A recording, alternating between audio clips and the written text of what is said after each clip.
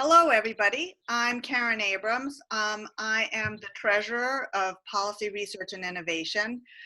We are an Omaha-based nonprofit. We apply an anti-racist lens to promote change and unite diverse communities through policy and community engagement.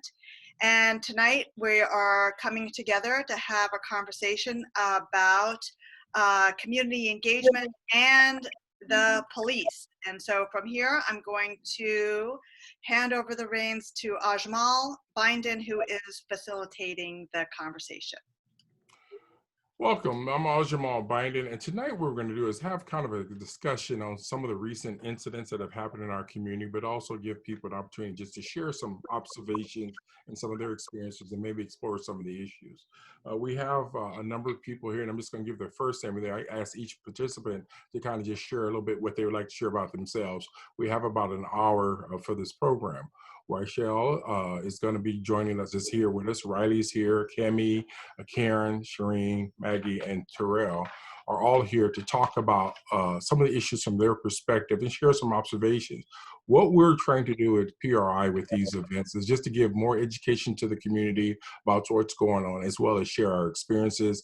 And at some point, we're going to engage a lot more of these in terms of chats and more greater community forums. So I'm going to stop there and throw out a little bit if each and every person kind of maybe share a little bit more about themselves, and then we'll start with the questions. So who would like to go first? Name, please, and just anything you want to share with the viewing audience.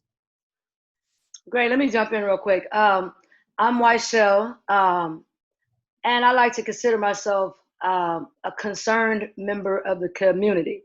I am employed. In one of my positions, I'm a community organizer, and another one, I'm a behavioral tech at a drug treatment center. Excellent. So, yeah, so I'm really big on, the community and uplifting it, bettering it, and seeing good things happen in the community. Great, thank you. Yes. Next. Hello, I'm Kemi Watkins. My pronouns are she, her, hers, and I am the Deputy Director at Inclusive Communities, and also just recently announced City Council candidate for District 3. Excellent, thank you, Kemi. Next. Next. I'm Terrell Kinney, PRI board member. I'm also running for state legislature in District 11. Good, thank you. Next. I'm Maggie Ballard, and I am on the board of Nebraskans for Peace. I also work with legislative advocacy at Heartland Family Service. Excellent, thank you. Next. My name is Riley Wilson. I am the secretary on the board for PRI, and I am a second-year law student at Creighton. Good, thank you. Next. I'm Shireen Bingham. This is the first time I've introduced myself since I retired as a professor at UNO. So I'm kind of at a loss for words. Also a former ombudsman. And currently I do mediate at Concord Mediation Center, and I'm interested in conflict resolution and resolving some of our community problems and issues around race. Good, excellent. Folks, I really appreciate this. This is a great bite here. And I'm going to throw out the first question. Again, it can hopefully generate some feedback from each and every person as best we can.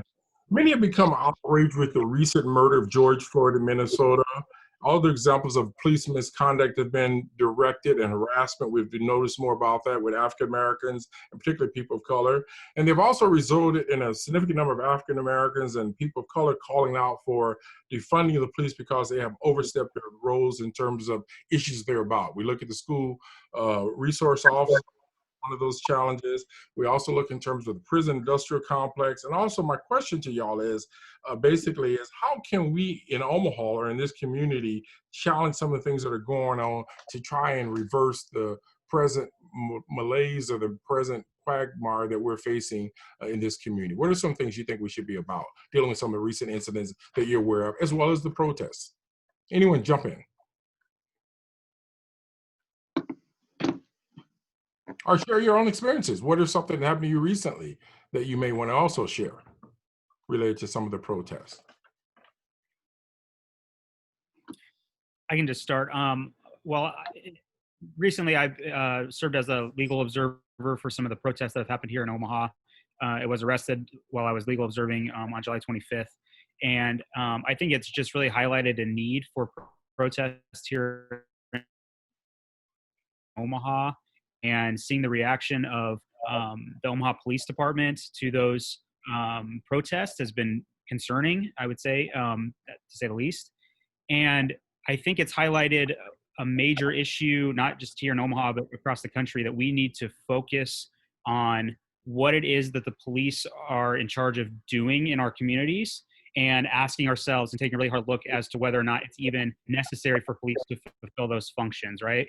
So personally, I don't want to speak for anyone else, but personally, I think we need to defund the police as they move towards abolition, and we need to reinvest those community resources or those funds into community resources to start to develop different ways to address different problems that we have in our communities. Because what we've seen from the police, again, not just in Omaha, but around the country, for hundreds of years in this country, is that they continually act as a racist, violent force, particularly in brown and black communities. Thank you. Other feedback, other reactions?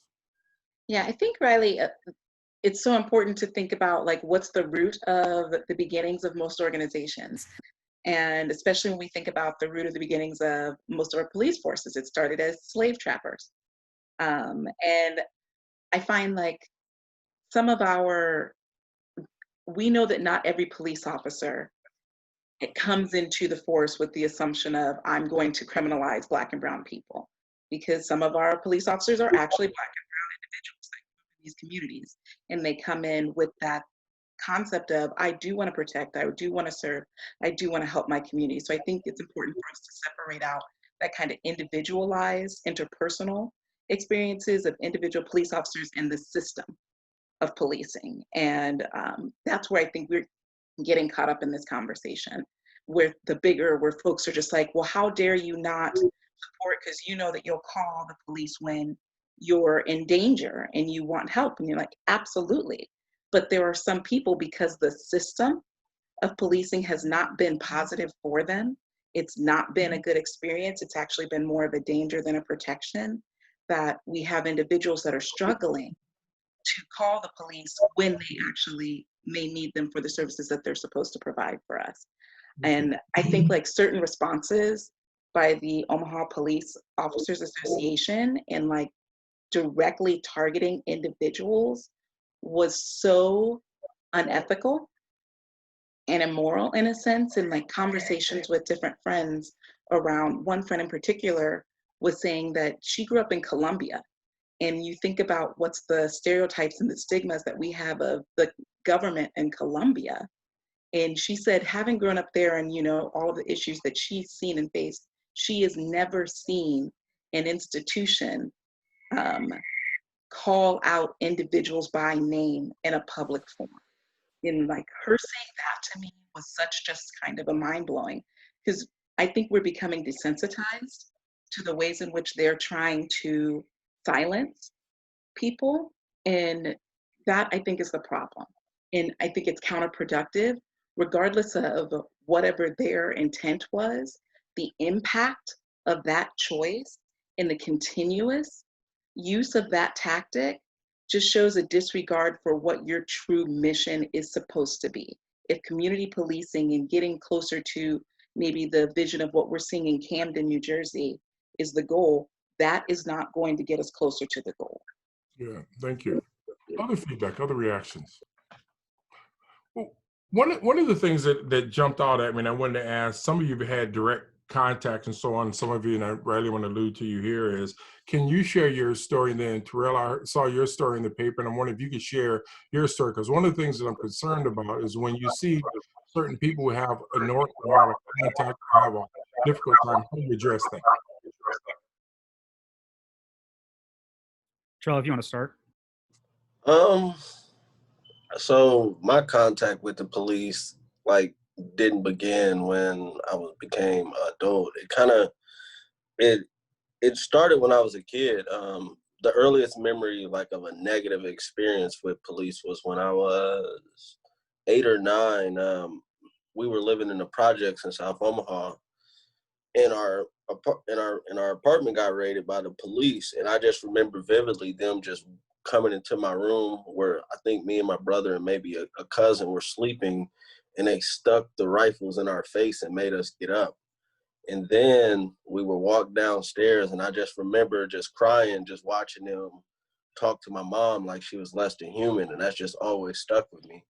And then you fast forward to my teenage years, and at this time is when like the gang unit was just out of control. They would just hop out of cars and just run up on us and run our names or stop our car, make us get out the car, look in the car and say, "Hey, do you got a gun? No gun," and they just let you leave. And it just, and which is why I have like a lot of the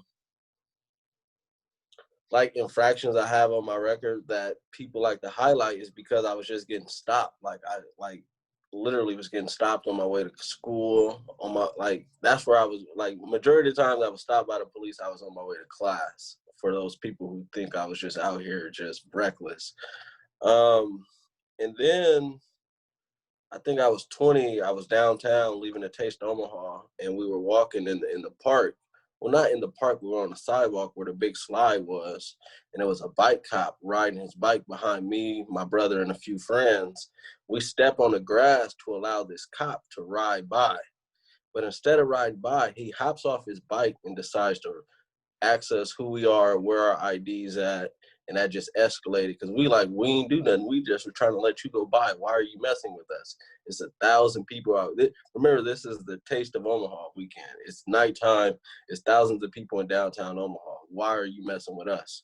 So that escalated. My brother ended up getting arrested, and they were roughing him up. So I run over to kind of stop him, and I had some words with the police. And they send me home, but they send me opposite of where our car is, and we're downtown, and really we only could go this one way to get to the car. And I get on the side of some friends to avoid the police, and I just remember getting a strong jerk or snatch, and I snatched back, and by the time I look up, I'm pinned next to a cop car, and they trying to arrest me. And I'm like, dude, I ain't do nothing. So I honestly resisted because I didn't feel like I did nothing wrong. And it took about 8 of them to get me down until I finally just forget it. I'm gonna just let them do what they're gonna do. As soon as I just gave up, they just start kneeing me in my head, rubbing my head against the concrete and just laughing about it. So then they arrest me, take me down to the county. They get in it's 2 cops in the front, they put 2 in the back and me in the middle. And they oh, you still want to talk some shit? Just laughing. But I'm bloody, literally bloody, my head bloody. I get to processing, the lady in processing, you sure you don't want to go to the hospital? This, and that. Me, I honestly just wanted to get out. I wanted to just end the situation. I go to court. I got a public defender. And this is exact words. They are dropping the resisting arrest and only giving you the park citation if you just plead out to this. So I'm like, yeah, I didn't feel like I resisted arrest. So then fast forward a few years later, I applied for a job and resisting arrest is on my record. Seriously. So for those who want to frame it like I'm just out here, just it's a whole story behind why I got this stuff on my record. Then last time I got arrested, I was leaving a bar and a fight broke out. Again, trying to go to my car downtown. And this cop is pushing a whole crowd and he decides to push me. I don't know why he decided to push me, but it ignited me. And I'm like, dude, just do your job without putting your hands on me. And he just kept being an a-hole about it. I'm like, dude, keep your hands off me. And we had some words and I turned to walk away and he just smacked some handcuffs on me. And I'm like, and because of the previous situation, I didn't do nothing. I just cooperated because I'm like, I didn't do nothing. I honestly didn't do nothing. We had words. I'm walking away. What could you really do to me? So then in the midst of this happening, my sister sees this and she kind of run up and 2 big cops just slam her to the ground. So I naturally react to 2 cops slamming my sister. So then I end up in jail for disorderly conduct in which I wasn't being disorderly.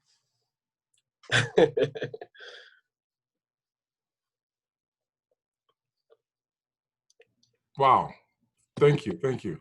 Other reactions, other feedback, other individuals like to share their stories, their observations. Because I got a number of questions I like to throw out. And Terrell, one of the things is you share that story, and one of the things I've learned, I worked at St. Martin de Porres Center for a number of years, and I remember there was a guy at 30th and Lake Street, remember it very well. His mother came down to my office and asked me to write up his case for him because he couldn't write or type well. But apparently, I think he had sped away from the police. They caught him at 30th and Lake, and they beat the snot out of him. I mean, literally almost killed this guy to the point that they knocked him out. They actually took him downtown. I think they put him in jail. He came to, and the way that he described his story to me, he couldn't have made it up because he had all these scars. And as I showed the authorities that I work with that he had asked me to do that, they said, you can write it up for him or type it up for him, but you cannot put your name on that sheet of paper. That happened probably about 15 years ago before we even had the public safety auditor. And so that incident was very close to me that it happened. And his mother was somebody who had come into the food pantry over the years. And so I kind of knew who she was. But it was one of those situations where we had a number of people who were out of control. And again, these are the kind of trauma situations that people experience. I've had people tell me stories. I've not directly experienced. I know relatives who have, where police beat them up and done things, and there's been no checks and balance. So I can say emphatically, I know this happens just from observations and from stories I've heard from people. And the guy was like one of my cousins one time. He actually got where they chased him. And his brother told him when they caught him, they beat the snot out of him where he had to go to the hospital. So again, they can't make these stories up. And my point is, if people are doing something wrong, it's one thing to go to court or go to jail. It's another thing to get almost brutalized or tortured before you get there. And for some of us who've been in this city all our lives, we've heard these stories and we've seen some of these stories. So part of the conversation is how do we get this under control and how do we step up? And I think the incident that happened recently in this community, again, as a moderator, I can't talk that much, but I just want to say people need to articulate and make changes hopefully in a positive manner. Other feedback, other reactions. Well, one thing I can relate to that Terrell mentioned is the raids. You know, these no-knock search warrants, things like that. When the officers do find kids in the homes, they are pulling their weapons out on 2-year-old, 3-year-olds, 7-year-olds, 9-year-olds, and you just have to question, you know, why would you do that? You know, I had an instance myself where my son was out with friends and he decided to use one of his friend's vehicle, and he pulls out in a driveway. The lights aren't on. He's supposed to be just going to the store. He doesn't have a driver's license. But when he gets pulled over, the police found some promethazine in there. Like whoever vehicle it was, they had like a sip of promethazine in the car, right? So What is that? Describe what that is. I don't understand what you mean when you use that term just now. It's something people, it's supposed to be prescribed medication, but when you utilize it the same way, you know, it's Gotcha. like a drug, some type of drug. But so what was weird about that is that when they realized my son doesn't have a driver's license, this, you know, drug is in the vehicle, you know, he gets arrested. And I'm like, okay, as a mother, okay, he's arrested. And I didn't even know my son was arrested. Now he's arrested in North Omaha. We live in Northwest Omaha. I look up, there's a knock at the door. Now mind you, I don't even know my son's been arrested. There's a knock at the door, it's the gang unit. I'm like, okay, you know, how can I help you? And they're like, basically, you know, and me being a mother thinking, you know, my household is straight, kids are straight. I welcome, you know, the officer in, like, yeah, sure, you know, come in, you know, what are you here for, you know? And they're like, basically, you know, your son was arrested, you know, he was driving, whoop-de-whoop, this happened. He's locked up. And I'm like, okay, but is he okay? Yeah, okay, so why are you at my house though? Like, when does a traffic violation turn into a home visit? And not only did it turn into a home visit, but then he's like, he wants to search my home for drugs and weapons. And I said, you know, officer, as a mother, I search my own home. I said, you know, my son's a young black male, you know, and I know, you know, kids are doing things. So therefore, when my son comes home, I'll check him myself, you know, for my own safety, you know what I'm saying? Or his siblings' safety. So I'm telling him there's nothing in my home. Next thing I know, he's like, well, we're going to get a search warrant. A traffic ticket turns into a visit to a home, which then turns into I'm going to search your home. I said, no, you're not going to search my home because I'm not going to give you permission to search my home. I've searched my home. And they said, well, guess what? We'll just get a warrant to search your home. And I'm like, well, okay. Like, I doubt if you'll get a warrant to search my home. 20 minutes of being in my home, he had his warrant. And I couldn't move. I couldn't go to the bathroom. I couldn't go to the front door. I couldn't go to the car. It shut me down in my own home, shut my mother down in my home. And he gets his warrant. He searches the house. He doesn't find anything. And while he was there, we're having a conversation. And he even went as far as to tell me he had some concerns about my son in particular. And basically, his overall concern was, I think he's going to get killed. And I'm like, by who? And who's going to kill my son just because he's moving around in North Omaha? I just didn't get it. And I was just like, this is what racial profiling has to look like. This is what the hunt on the young black male has to look like. Why are you at my home? I can't hear you no more. Thank you. Good. Folks, oh, Maggie, you want to say something? Yeah, I was just going to chime in. I work in both Iowa and Nebraska, and I've had the opportunity to listen in on some strategy meetings that the Iowa governor's office is having with the criminal justice systems there in Iowa. And one thing that's kind of concerned me, even though it should be, a source of pride, is that they're getting a lot of consultation from things that have been done in Nebraska. So they're looking to Nebraska to see how to do some things better in Iowa.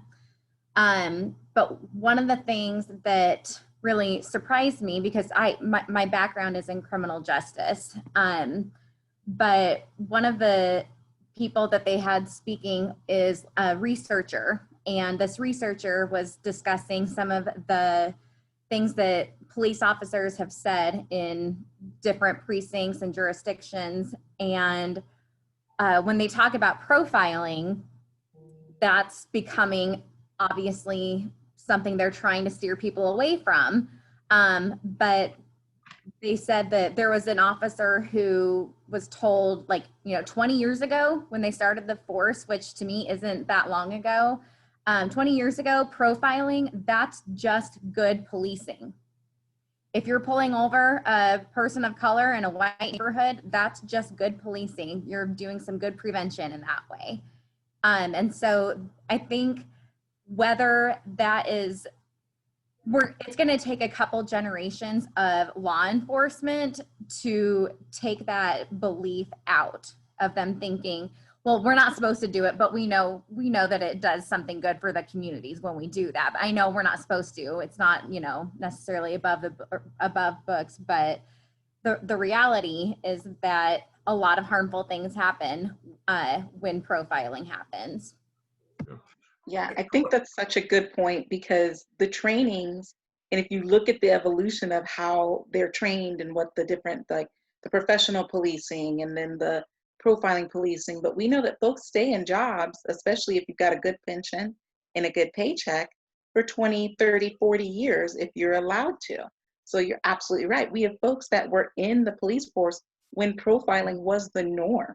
That was the best practice for individuals. And so it's that assumption or the denial of the fact that that was how people were trained. Just because we don't train people this way today doesn't mean that there aren't folks that are still trained. And especially when we get these legacy families that are part of programs. And I know it's hard for me to shift my thought process of how I was originally trained in my career just 20 years ago and starting. So I can only imagine that there's the same problem. But I think the reluctance to acknowledge, admit that, and then figure out how do we change it is the largest problem we're seeing in our police system right now.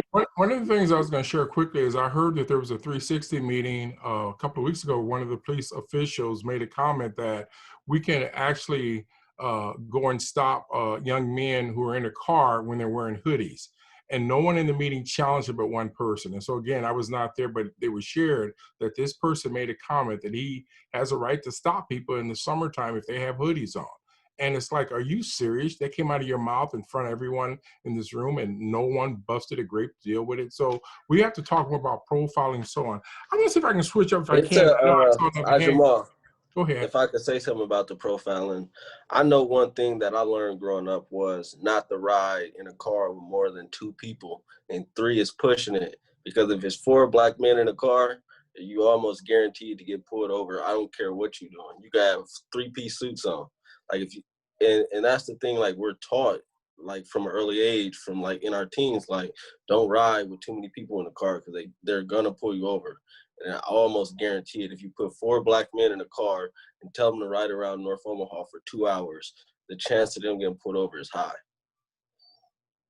Folks, we have about so much time, and I want to see if I can switch a little bit. Is oftentimes we can articulate issues and situations and trauma situations that have happened historically to us and in our communities and so on. And one of the questions I'm going to throw out to is, what are some things can we do as a community, or what suggestions would you have to clean up some of this stuff that's going on? Because we hear this one track mind that things are perfect or better. And you sometimes hear people raise a question that, yes, we have a few problems, but you know, we're one of the best in the country. So my point, based upon your observations, your experience, Riley, I want to kind of focus a little bit on what you went through because I had a chance to read that. But what can we do to reverse some of this? Because again, obviously, we're concerned about what's going on in this community. So what can we do from a positive, hopefully, way to reverse some of this quagmire that we hear in this community?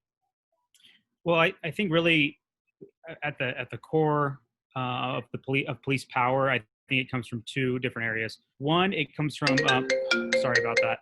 One, it comes from qualified immunity that police have, and that essentially allows them to violate civil rights and not be held civilly responsible. So they can't be sued in court, essentially. What this does is it essentially gives police officers the ability to shoot first and ask questions later. And as long as they can say, I thought that I was reasonably doing the right thing, and they can get a judge to okay that, then nothing will be held. Then they won't be held responsible. So that's one big thing. And I think stripping qualified immunity, we need to abolish qualified immunity. It needs to be gone. There is no reason that police should not be held to a higher, first of all, not even just a higher standard. They're not even held to the same standard as regular people. We are told that we are on notice about the law, and not knowing the law is not an excuse for breaking the law. The police do this every single day in this country. It is tragic that we allow this to happen. It stems from a Supreme Court ruling in the 60s. It was strengthened in the 80s, and it's gotten worse over time. Over 50% of cases against civil cases against police officers, I think it's 56% or something like that, are thrown out because of qualified immunity. So they are not held responsible. Number 2, police unions. Police unions are extremely strong. Their memberships have not gone down like other actual real unions with real working people, not people who oppress people. But anyway, these police unions have strong memberships, so they're able to bring in a lot of money and exert political power. We see it here in Omaha. It's seen in every big city in the country where you have strong police unions where if a politician wants to come out and say, we need to do this, they turn around and they start running ads. They start sending out mailers about how dangerous and how bad things are going to get if we don't have the police, when the police are the ones perpetuating crime in the first place. So what we need to do, I think, we need to have real public conversations. If we're going to talk about policing, about abolishing qualified immunity, we need to do everything we can to fight violent police unions. And again, we need to take money away from police. I'm sorry, we cannot give them more money to do trainings. It does not work. The police cannot be reformed. I know people disagree with me. There might be people here that disagree with me. We have been trying to do this for decades. They will not change. So those are the 2 things that I would say that we need to work. Well, sure, I see you nodding your head. Other feedback, Kemi, whoever. Yeah, I was going to say, I agree. Like, as an organization that does trainings on diversity and inclusion, I honestly agree.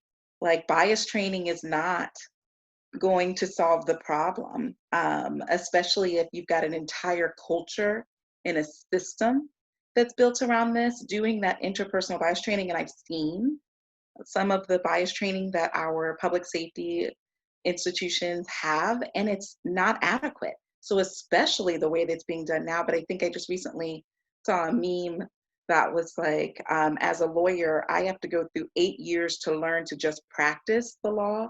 and police officers only have 6 weeks or 6 months before they get to enforce it.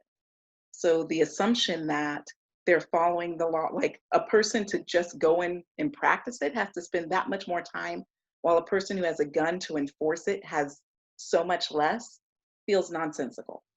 Serena, I I see you think want to that, say something. Sorry, yeah. sorry, Go interrupted. ahead. Sorry. Oh, well, I agree with Cami. I don't think training is sufficient. I don't see how it could be effective. I mean, there's other kinds of training that have been shown not to work.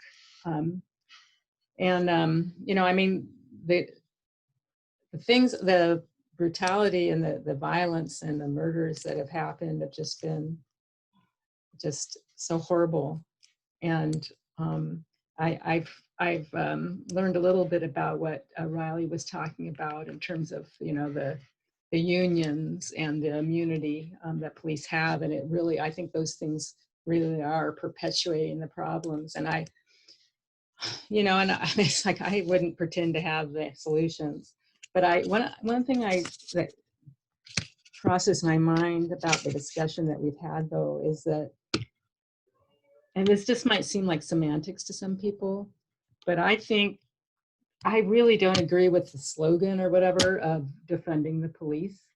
I agree with shifting money from police in order to have perhaps other professionals step in for certain sorts of, you know, problems that happen in the community, because obviously, you know, the police are not qualified for some things that they are doing. And I know this is probably a very unpopular position among a lot of people, but I, as a conflict resolution person, I don't think calling to defund the police is a very good strategy.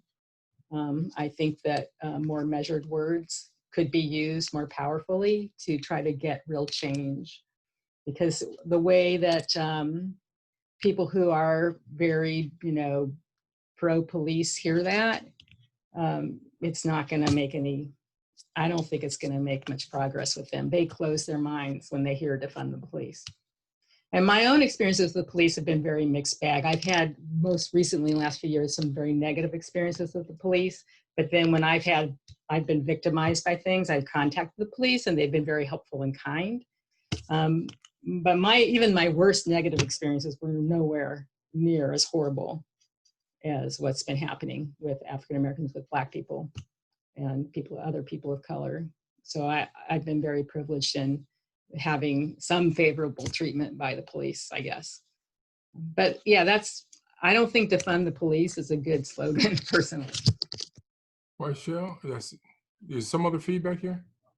Yeah, I'll say, in regards to defunding the police, I agree with what she said in the sense that the semantics, because I've spoken with individuals and they're like, why would we want to defund the police? And to them, when they hear defund, they hear take away their funds, but they don't hear what all defund in the police in a broader sense actually means.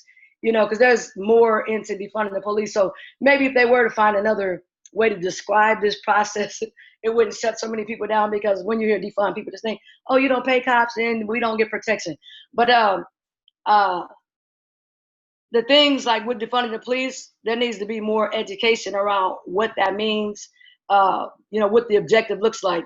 Like one thing, when I was researching defunding the police, there was a lot of things that they would like to do. Like, so some of that money, my thing with the police is this, my understanding of like the sister was saying earlier, you know, the police, their conception, you know, was like slave patrolling. But we want to also understand that they were created to protect white men's investment. And at the end of the day, this all boils down to white men's investment. When they criminalize Black men and Black people or people of color, and they say, oh, you know, he did this crime, which somehow justifies him being shot down in front of his family. So from George Floyd and counterfeit money to the brother with the charges, you know, at the end of the day, those charges don't merit a death sentence. You know, when a brother shows you a counterfeit $20 and the police show up, you don't kill this brother over a $20 counterfeit, you know, bill. You know what I'm saying? There has to be due process. And right now, that aligns with them protecting their wealth. And the Black people actually still being seen as property instead of humans, you know? So we have to deal with how this is factual and actual. We're not actually seen as people. That's why it's okay to shoot us down in the streets and treat us less than dogs, you know? You're not gonna shoot your own dog down in the street. As we saw the other day, you saw a young man kill 2 people, and somehow, some way, with our amazing police force, this man managed to make it home. And knock, knock, hello, come on out, you're under arrest. We're not getting those privileges because we're seen as property and not people who are due respect and, you know, due process, you know? So, I mean, again, this has to be said out loud because too many people want to silence what it is, you know, and that's what it is. The same thing, you know, with that money that we need to defund them for. That all that money that they're getting is totally unnecessary, especially with the crime rates and these unsolved murders. You're going to give these people that much money, I need to see that they're doing some real work. We're not seeing that. You know, let's be realistic about that. You know how many people in North Omaha, from North Omaha, who have family and friends and unsolved murders, but y'all get more money than any other entity in the whole city and can't do your job? And then we hear reports of you doing your job, it don't sound like you're doing good. Next, I'm just saying, that stuff is frustrating. Right. What- I definitely Go ahead, agree Trevor. that they have no reason. They cannot complain about what's going on in the streets. They get $162 million a year. You're devoting no resources to community at all. Like the poverty rate in North Omaha is probably been the same since I was a kid, or even worse. As far as addressing the police, I would just say there needs to be some accountability. I agree, get rid of qualified immunity. I think there should be a public registry that members of the community can just Google and see if this cop that pulled me over beat somebody up last week. I think that's key. I think they should be put on a point system. I think they should be required to have some type of insurance if they do physically harm or kill somebody. And honestly, the police union has to go. And if it's not going to go, the community needs to have say-so in the contract negotiation process to ensure that there are some accountability measures within it. And I would add to what Charles said, not just accountability, but also transparency. I mean, we need to see the statistics. They need to be forthcoming and admitting what's going on. You know, I mean, and then be held accountable for it. But instead, I think what we find is it's almost impossible to get some of the data that we need to make a really strong case. You know, I mean, we have all this videos and we have incidents, and it's in order to be convincing to certain entities, you have to have it statistical. So I would add transparency to accountability as another really important factor. And they'll tell you they're doing a good job, but they won't point out that I believe they shot at a young man this summer. They just tasered a 14-year-old. They fired it. They put up a cop for termination for shooting a pepper ball at somebody's private parts, but they will stand in front of the community and say they're doing the best job in the world, but these infractions are happening. Absolutely. And I think that's where we get back to the things that the gang report said. When the police auditor was in place, we were having better tracking of an investigator. And so whatever issues or the problems, and I'm not going to say that the original public safety auditor was perfect, but what we were getting out of that was someone that was tracking for the patterns of behavior, a person that was providing that transparency. And every single time that I've brought that up, whether it be with the police union president or in conversations with the chief of police, it's, well, we don't want someone else having to control. It's the leadership's responsibility to be in charge of that, and it's not that bad. It's like, so you're not only in charge of all of their money, all of their responsibility, but you're also going to be a data researcher. And when did you get that education to start looking at patterns to see where the problems are lying? And then when are you also having the time to analyze it to see where you need to fix things? And I love the idea of a point system, Sherelle, because I know, like, when my little brother was working at Omaha Steaks, what, you'd clock in late 3 times, you got those 3 points and you're out. Like, we have stronger restrictions in terms of penalties and infractions for our call center employees than in some cases we do for folks that are carrying a gun to protect us in this city. Oh, you're on mute, Ajamal. You're muted, Ajamal. One of the points I like to raise, folks, is part of my previous job, I attended 360 meetings for about a year and a half. And in those meetings, I found it very unnerving that there were very few folks who had raised challenging questions, and there was not any empirical evidence of what the outcomes from those meetings. And one of the questions I'll pose to the audience and to our group here is that I don't recall in the past year and a half or even maybe 2 or 3, where there was an open community forum that was not staged or hosted by friends of the system. And what I remember back in the day is where the various nonprofit organizations would hold meetings where people like us could articulate, and there would be hopefully some conversation that would result in some changes. I have not seen that. And one of the things that I think we could do better is we've had Sam Walker and different academicians raise issues, and we have not used their research or skills because we have departments or individuals who sometimes can be very mad at an individual or they won't follow up on things. So I would love to see more conversations like this where we have grassroots folks and people who can share some of their experiences, because if we don't get closure to this, people walk around with these stories, they will share with their children, and it will become a traumatized community, which it is. I was a young lad when Vivian Strong was murdered and shot in the back of the head by a police officer. And that police officer never spent a day in jail. And the situations like that happen again and again, where there were some other questionable shootings and those officers never spent a day in jail.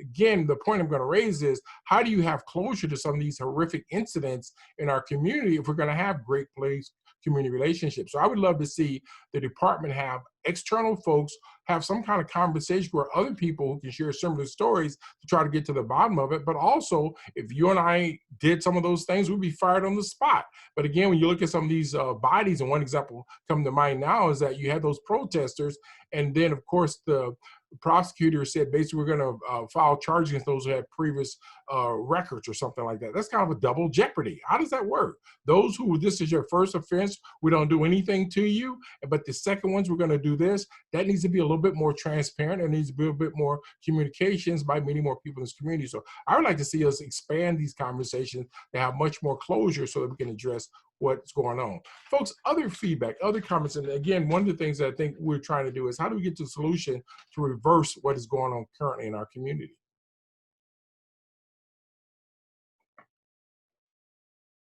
Well, if I could just, you brought up the people with a past history or something being held to a different standard than people who didn't for similar crimes. I just, a couple of things that we should remember. One, what is crime? What we call crime? That's man-made, right? We all decide as a society what is and is not crime, right? There's nothing inherently criminal other than what we say it is, right? So it's important to remember that a lot of crime is just based on protecting property. That's what so much of it is. And I think in our society has just made it a point to put property above people. And specifically, we see that when we look at the way that police, they have two functions as a system. They uphold white supremacy and they uphold capitalism, and that's what they do. And so just recently when we saw the mask mandate that was supposed to be put in place here in Omaha, Governor Ricketts said, well, I don't think we should do that because what's going to happen is you're going to have the police have to start, they don't want to do this. The police don't want to have to write out tickets or whatever for not wearing a mask. When the reality is that the people that will fight this the most live out in West Omaha, and they don't want the police out in West Omaha. And that's the whole point. They'll spend all day finding crime in North and South Omaha, but they don't want to find the crime of not wearing a mask in West Omaha. So this isn't a surprise. It's not, it's easy to find crime wherever you look for it. And if you're going to look for it in West or North and South Omaha, you're going to find it. And if you refuse to patrol around in West Omaha, you're not going to find it there. So even when we have crime data that says, well, the crime is in North and South Omaha, well, that's because that's where you're looking for it. It's very, very simple. Sometimes I feel like there's people that say, well, I need to see data and numbers to get to where you're at. But I think what you're doing is you're legitimizing a system that's illegitimate in the first place when you do that. And I as someone who's very data driven, it took me a while to get to that point too, because what we do is we discount the actual real lived experiences of Black and brown people who have to deal with a racist, violent police force every single day. Folks, I'm looking in terms of our time, but I want to be respectful of that. Other things that we can do as a community to build a better city on the hills, we say, to really drill down to get this going. What would be a quick fix, if there is a such thing as a quick fix, to improve this present malaise that we're in the police community and what's going on in this community? I would say that it's important that all citizens understand and know their rights. That's probably one of the biggest first steps, is understanding your rights. Because if I would have known what I know now, I wouldn't have pled to something and hope that I pled to the actual thing. I pled to a resisting arrest when I thought I was pleading to a park citation. And I would have made sure I had an attorney there. So I think understanding of the law, knowing your rights. I think with the police, in my opinion, they're a lost cause because they are not willing to acknowledge they're wrong. When you talk to them, they just, nope, nope, we're doing a good job. We're doing a good job here. Nope, that's not true. That's not true. Let me tell you this because this is how it happened. When they're not even willing to acknowledge what is going on, they find a way to try to spin the conversation as much as possible.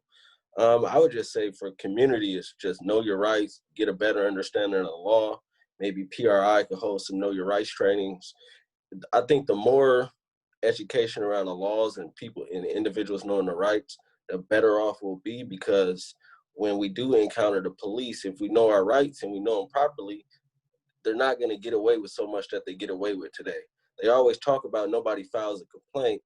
I don't know too many Black people that's going to drive downtown to the police headquarters to file a complaint. The library is closed, so you can't file a complaint there. And I don't know nobody that's comfortable filing a complaint because most Black people are thinking, okay, I filed this complaint, they're gonna really start messing with me. And that's, so they rely on, oh, we have a low complaint rate, but it's not really true because there are so many people that have negative experience with the police every year. It just doesn't get reported. And they try to use that as an example, like Omaha is perfect and nothing is happening. Maggie, did you want to say something? I'm looking at you. When Charles said that it's a lost cause, it could be because I'm just an optimist by nature or an idealist by nature. What I think, I refuse to give up on the police because I refuse to give up on this issue. And I guess what I think what's going to happen, it's kind of like what I alluded to earlier, is it's going to have to change with the new rookie police officers. When you look at how people are taught how to drive, you know, there's signs up that say look twice for people on motorcycles. They're said now you're supposed to check behind your shoulder so that if there's someone coming by you on a bicycle, when you open your door, you don't hit them. I'm not going to remember to do that because I was taught how to drive like, you know, a few years ago, and I didn't learn about that. But when today's driver's education students are being taught that, they learn to do that. That's part of learning how to drive. And my hope is that if we can create enough good requirements, I think we can see some change on the needle. Now, again, I think it needs to happen by defunding the police, or, you know, not actually stripping the funding away, right? But reallocating the funds to do things differently and to have them protect people more than they do property, right? Just like someone else said. But if you wanted me to say something, that's what was on my mind. Folks, we're close to an hour, and I know that I want to be respectful of people's time. Is there any other things you want to share before we close down? I think just for me, the last piece is it's got to be leadership. Like, I think we can train all the people, but we wait too long for assuming that the people in power are going to wait for the older people to die off or to retire and just train the new folks, but that's not the path. We've seen that It's got to change at leadership. It's got to change on our city levels. It's got to change on our state level, because as long as these individuals keep allowing for these things to happen and then just keep making excuses for it to happen, it's going to keep happening no matter what training, because we know that we have believe in these elders and our elders are speaking to us. So for me, it's accountability on a city level and a county level. That is the first step. Like Shireen, I don't have the exact answers. I think Riley's spot on with that. We are using data, but we have to think of who made the data, what were they looking for, but how do we shift those? Because there are people of color in this community that are bringing information to us that is the real truth, both lived experience and statistics. It doesn't have to be either or, it can be both, and pushing for that. And until we do that, this city's going to keep staying on this like coasting status quo of, well, we're good, but we're not actually examining what our good is. So we need to tell the truth. We need to be more critical thinkers. I kind of disagree of change the semantics of defund the police, because Google is free. You take a little bit of time to Google what defund the police actually means. You'll find out it actually just means reinvest in community. And we can all do that. So we need to be more critical in our thinking and actually examine before we go into defensiveness about why we can't, but think about how can we. Good, thank you. Folks, any other thing else? Well, Shall I see you're getting ready to say something? Well, Oh, oh, sorry. you're fine. Go ahead. No, you. Well, I just wanted to say one last thing is that everyday people need to be activated. I mean, there's a lot going on, and a lot of people are silenced and allowing any and everything to happen. You know, when you opt out of voting, when you opt out of being concerned about your neighbors, and the things that are going around with you, like they said, silence is compliance. I don't think enough people are activated. I don't think enough people are involved. I truly believe there are power in numbers. As far as like the Black Lives Matter, for instance, you have a lot of Caucasians on the front line. You got everybody's out there. It's just not, even though it says Black Lives Matter, you don't only see Black people, you see everyone out there. And the thing is, if everyone is out there, then everyone that's out there is doing their part in creating power in numbers. It's one thing for 1, 2, 3 isolated people to say, this is the problem, this is going on, and I want to, do something about it. But historically speaking, 2, 3, 4, 500,000 people, they can't do it. We really have to be unified in large numbers. These type of meetings, taking everyday people who don't know each other, meshing them together, seeing how our self-interests align. We need to build off that. We need to create power in numbers. You get a room full of critical thinkers. We need to build off that. We have to create power in numbers. When you talk about the police union, we're talking about power in numbers. We're talking about a unified front. We're talking about people by any means are going to, fulfill their objectives. But as citizens, we don't think to that extent. We the people need to unify and work too, instead of, thinking local, everybody got to do this. What about us?